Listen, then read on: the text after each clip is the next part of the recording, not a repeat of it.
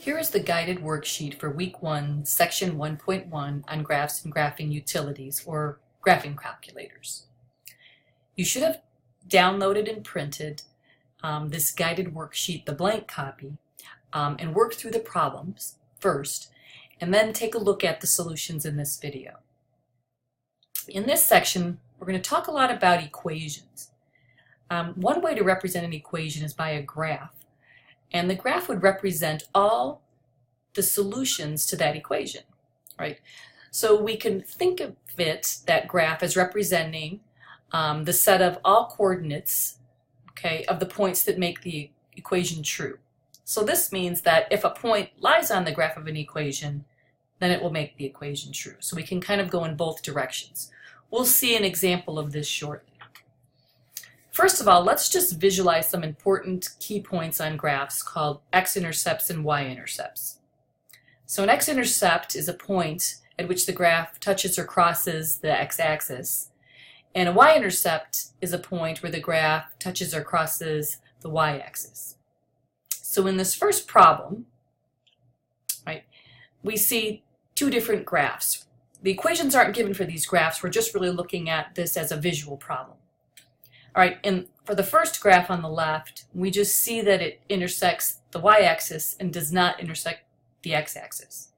All right, it intersects the y-axis at the point 0, 3. All right, and it has no x-intercepts.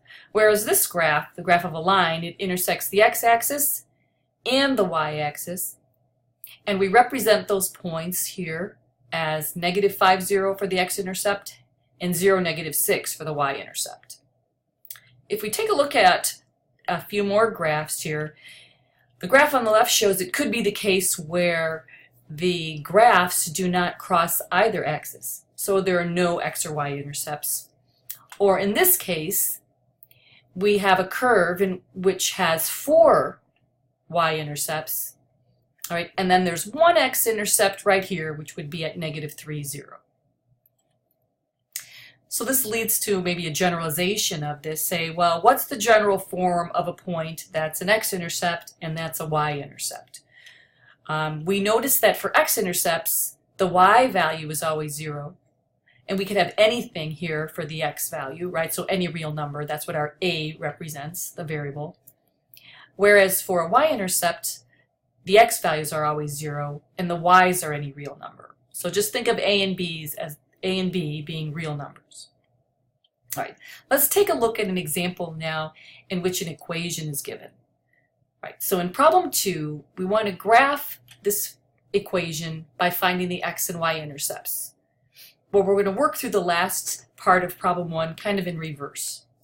So to find an x-intercept, we know we have to set y equal to 0 in the equation. So when I set y equal to 0, I get 10x is equal to 20. X equals 2, so this gives us the point 2, 0. For the y-intercept, then, we're going to set x equal to 0, so this part will be 0, and we're just going to have 5y is equal to 20. Okay, so that will give us the y-intercept of 0, 4. You should have recognized and seen this before in your prerequisites, from your prerequisite knowledge, that this is the graph of a line. Right? We know that the exponents here, the x and the y's are both 1, right? And if we solve for y, it'll look like a form that might be familiar to you, like y equals mx plus b. We know in order to graph a line, we just need 2 points, so we can plot those 2 points that were easy to find, the x and y intercepts, and just draw a straight line through them. All right, so what this shows is that these 2 points, right, are the solutions, right, to this equation. So if I were to plug in the x and the y, for this point here, I should get 20, right? Same thing for the other point. Also, any other point on this line should satisfy this equation, meaning makes it true. Okay, let's go now and take a look at a graph of another function.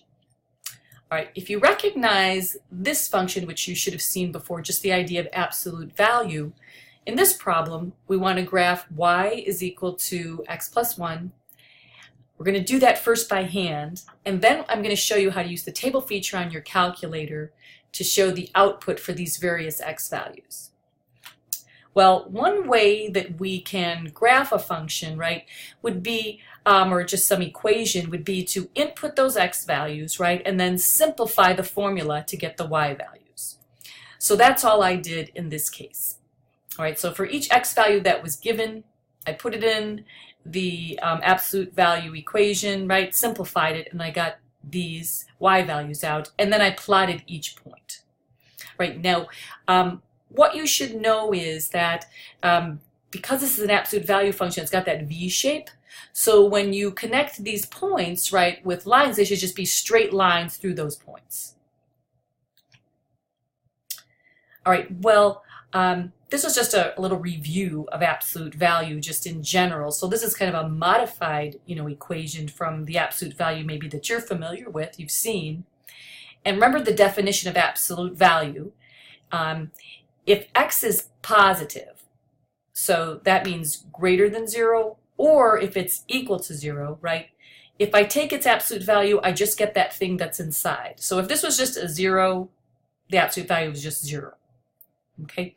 Remember, absolute value represents distance from 0.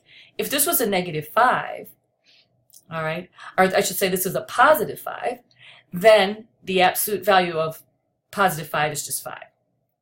Whereas if this was a -5, so that means x is less than 0, we have to take the opposite of what's inside. So it would be a -5, which would be a +5. And here's just the graph of the absolute value function. So we see this graph up here is the graph of the absolute value function, but it's shifted to the left 1 unit. Okay, well, now that we've done that by hand, let's also see how do we input this in our calculator. Okay, here are the steps that we want to take a look at. The first thing you're going to do is you're going to press y equals. That's going to allow you to input the equation. Now we need to find, where the absolute value function is in your calculator. So you have to press the keystrokes of math, and then you're going to use your right arrow to press num, and then choose 1 to get a absolute value. What this will do is, since you went to y1, or y equals first, it will paste that absolute value function in for y1. All right, so this just lists several functions that you can graph. Now what we want to do is, in this area here, I want to actually type in the function. So I'm going to enter the formula, which is x plus 1. Okay, now since the problem said use your table feature on your calculator to find the values based on the specific x values, what we want to do is we're going to use a nice feature in the calculator to put our independent variable, which is the x variable, into ask mode. All right, so press second window, you're going to get the table setup window, and you want to change the independent variable, which is the x variable, to ask. That means the calculator is going to wait for your input, and the dependent variable, which is the y variable, to auto, so it will just, the calculator will compute it for you. So do second window, table set, just move your cursor from auto to ask, and then press enter. Okay, next, press second graph. So we're not going to graph this yet. I want to look at the table. All right, it should look like this. So you should get the table feature. If you have any x values in here, just highlight them and press delete repeatedly, and it'll clear it out. All right, next what you can do is just input, -4 enter, -3 enter, -2 enter, etc. And then this will give you, the calculator will just spit out the output values for you.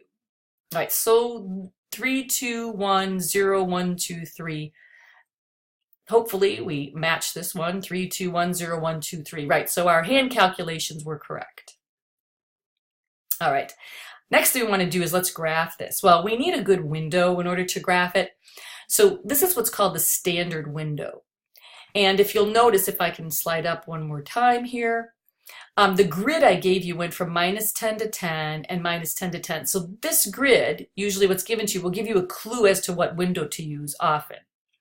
So if I go back down, what I have is I'm just going to input -10 to 10 for the x min and x max. The x scale, which the increments in which we would like to go from -10 to 10 should just be 1. And then the same thing for y min, y max, and y scale. And then just press graph. And we should get what we originally graphed. Here I just want to point out what the general format that will be used for the graphing calculator window. It'll look like this or like this. Okay, next, let's take a look at the special graphs of 2 lines here. All right, in the first problem, first part of problem 4, we want to graph the line y equals -3 for these x values. All right, let's take a look at that. So that means for every x value we enter, we should always have a fixed constant value for y of -3. So imagine plotting these points. -3, 3, -2, 3, -2, -3, -1, -3, etc. Well, there'll all be points along this line. So when y is equal to a constant, we get a horizontal line. Okay, next, let's take a look at x equals 8. Right, that means x is fixed at the value of 8 and the y values will change. So if x is always at 8, imagine plotting these points, we're going to get a vertical line. So x equals a constant gives us a vertical line, then it would look like that. All right, let's take a look at just one problem involving mathematical modeling. All right, in this problem, it talks about divorce rates for couples who marry in their teens, and it's given by this equation. So D is the divorce rate, right, in a percentage of marriages that end in divorce. N is the number of years after so many years, and if the wife is under 18 at the time of marriage. So the first problem says determine the percentage of marriages, that's our D, ending in divorce after 15 years, which is our N, when the wife is under 18 years at the time of the marriage. This is kind of just part of the hypothesis, right, of the problem. The 18 doesn't have anything to really do with the problem. It's just, it's just the how it's defined. All right, so we want to find D if N is 15. That means we're just going to plug in 15 for N, right? Once we do that, you calculate 65. Well, what does that mean? It's a percent. So that means 65% of marriages will end in divorce after 15 years when the wife is under 18 years old if we're using this model. All right, just one thing I want to note, just to point out, I use a stylus when I'm writing up my notes, so sorry if the handwriting isn't perfect. It's really due to the stylus, but I'm sure it'll improve as time goes on. All right, in part B, we want to graph this using your calculator. We want to find a good window and explain how we can check our answer using the graph. All right, well, one thing to note is, remember, our calculator is always y equals something, and that has to be a function of x. So our variable here is n, and you can think of our d as y as the output. So really, the function you can think of as y is equal to, or called it y1 here, 4x plus 5. So we're going to go to the y equals menu, we're going to plug in 4x plus 5. Now, to view this, we know at least for one of our answers, right, we went up to 15 here. We know that our x then should go at least a little bit beyond that. So I picked 0 to 20. And I did a scale of 2. So I'm going to do in increments of 2. So like 2, 4, 6, 8, all the way up to 20. And the percentages, we know our percentage should be what, from 0 to 100 if we're talking about percentages. So that's what I did for my output, my y values, 0 to 100 with a scale of 10. All right. Once we graph that, it'll look like this. Now, I am showing you a specific point on the graph. What you can do is, after you graphed it, press trace and input x equals 15. All right, that will show you this point on the graph, right? So the input was x equals 15, that was our n. The output was y equals 65, that was our d in percent. And so the answer, right, to part A, shown in the graph, it gives this point, coordinate 15, 65, which lies on the graph of this line. Right? So that's what we could think of the answer, the solution, right, to this formula here, right, gives us a point on the graph of the line y equals 4x plus 5. All right, that ends the guided worksheet for section 1.1.